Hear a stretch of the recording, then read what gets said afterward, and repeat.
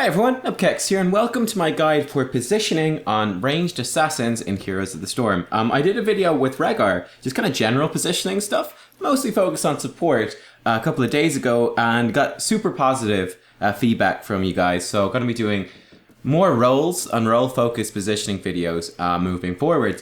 This one will be focused, I'll be playing Raynor in today's video, and it'll be mostly focused on sustained damage ranged assassins. Typically speaking, we're talking about ranged assassins with basic attacks as a main focus. This will also apply to other damage dealers, particularly, let's say, mages, burst mages like Chromie and Jaina quite a bit as well. And also even other types of damage dealers and other heroes too, but mainly focused on the sustained range damage dealers in this game. Hope you don't mind, by the way, there's some rain in the background, which could be quite noisy, but hopefully it doesn't interfere too much.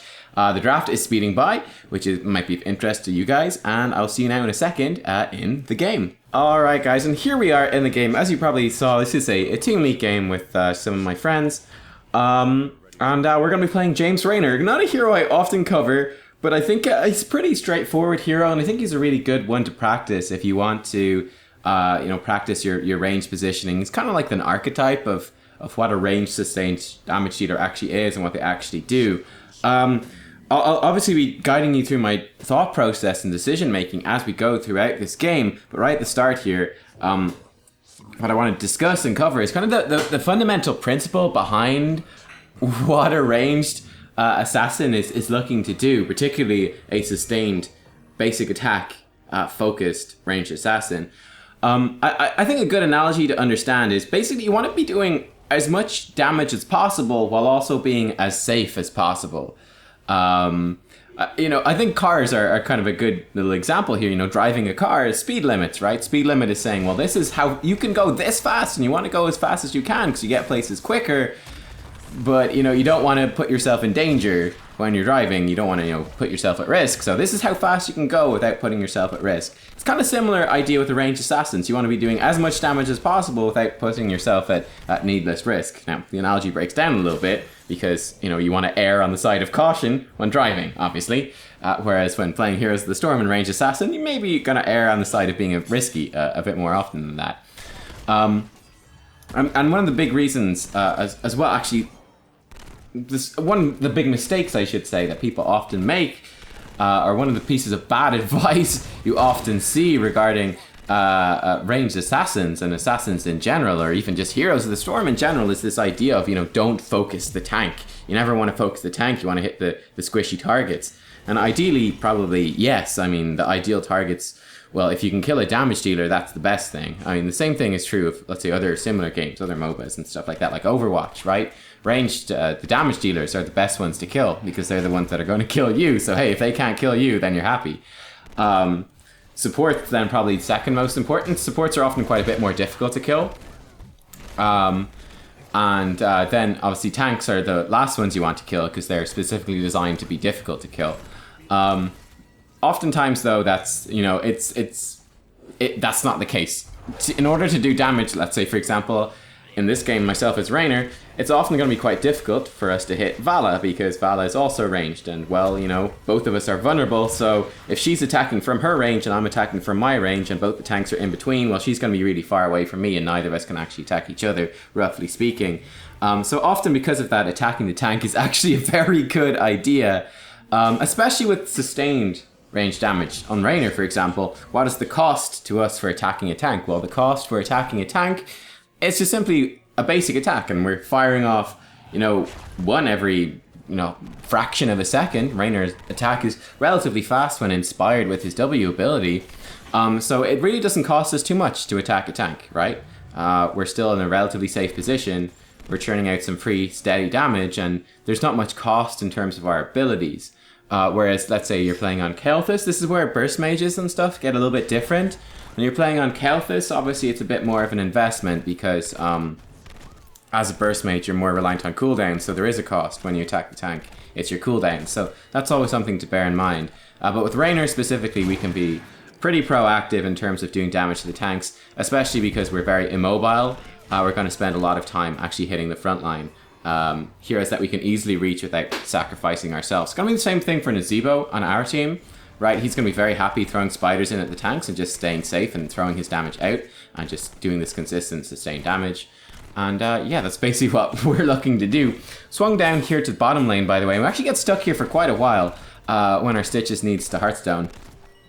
And you've seen some pretty interesting things in the game so far. One of the really big and important concepts as well for playing a hero like Raynor or any damaged hero, it's going to be focus fire. That's very important. I feel like we missed a couple of kills in this game. For example, there's one where Vala was zombie walled and we kind of saw Diablo actually went in on the Varian instead. I don't know if you caught that. But because Diablo went on the Varian, we didn't actually secure the kill on the Vala, right? But focus fire is a huge part as well of being a damage dealer. And even just playing Heroes of the Storm in general, you want to be, and this also ties into that advice about shooting the tanks. Oftentimes the tanks are the only one that your team can focus fire, and focusing fire is very important. That secures kills. And that's one of the big differences actually between the levels of play, be it, you know, Bronze to Grandmaster, and then of course Pro play at a level above that as well, is that the focus fire of the different teams becomes very important. That's also incidentally why Muradin has a terrible win rate in Hero League. Even at top level of play, his win rate's not very good. Whereas he's continuously absolutely top level and top pick in professional play. Why? Because their focus fire is so good, and Muradin is very resistant to focus fire and also brings CC that works very well with it. So as a ranged damage dealer, and as any kind of damage dealer really, you're going to be looking very much focusing on, well, who on the enemy, well, you want to be focused on the enemy damage dealers and the CC that they have. You don't want to be caught by that. You don't want to be locked down and focused down. So you want to stay safe from that and then be churning out maximum damage and also be paying attention to what your teammates are doing, particularly the ones that have CC or lockdown or lots of damage, and you want to be synergizing and coordinating with them. For example, on my team, I want to be very much focused on whenever Stitches hooks or gorges someone. I want to be focused on whenever Diablo hits someone with his stuns, zombie walls, malfruits, that sort of stuff. That's what I want to be focused on very much and be aware of. And whenever those come down, I want to be very quick in terms of getting on top of actually joining in on those fights. Similarly, I want to be careful of the enemy team. D.Va, not much of a threat particularly, but I want to be very cautious about Varian, his charge taunt combo. That could get me in a lot of trouble, particularly with an Alarak to follow up.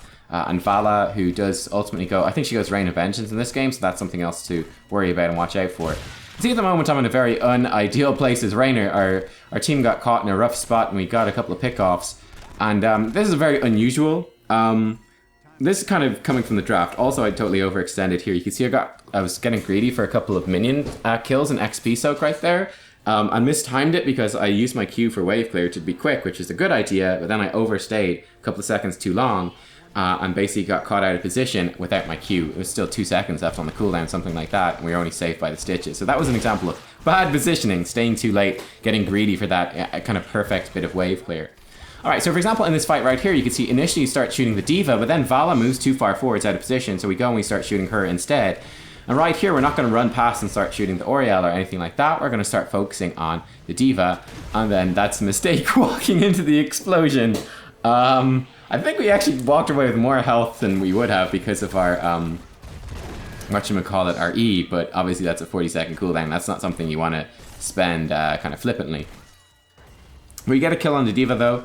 Pretty nice. I think, I'm not sure who it was, but someone interrupted, a couple of us tried, but then I'm not sure who it was. Someone did ultimately interrupt the D.Va cast on her mech, so she was taken out. She's been actually very risky this game, considering the amount of CC that we have.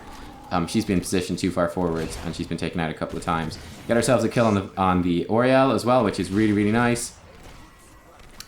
It was actually a really good move by Nasibo there. You might have spotted it. He actually caught Vala out of position, but we weren't expecting it. We weren't on team comms, so didn't actually get the kill. However, Stitches Scourge does get the kill. Now, with 2 heroes dead, this is a great position. They also added ammo on one of these towers, so this is a great time to push forwards. We get caught out here, almost get killed. Luckily, we survive, just barely. That's actually a mistake from our team, though, not from us, right? Because given that we had a couple of kills, I mean, this is also something that's just difficult.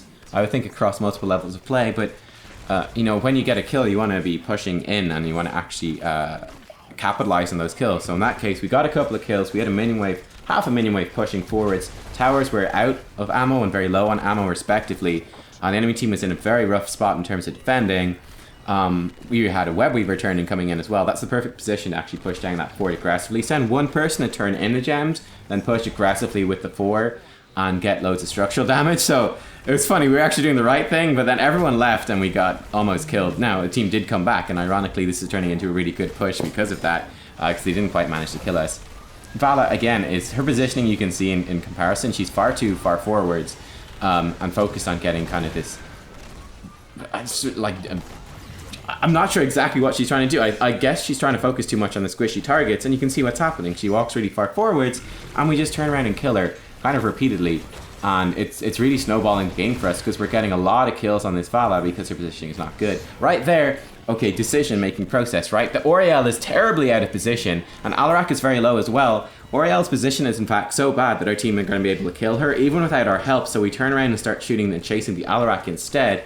Effectively, we've already secured the kill on Oriel, so I don't actually need to be there, whereas I can help against the Alarak. Now this is bad for me because I walk into a tower, we're getting chased by 2 of the warriors, and now I'm super low on health. I don't have my E either ready, and our team is on the core. And this actually ends up being some kind of, it was kind of funny, right? We bait the Varian off for a couple of seconds. We're just trying to distract him and look like a kind of juicy target. Or even kind of bait him off stitches as well. If Varian had turned around and chased them on the core, he could have got the kill.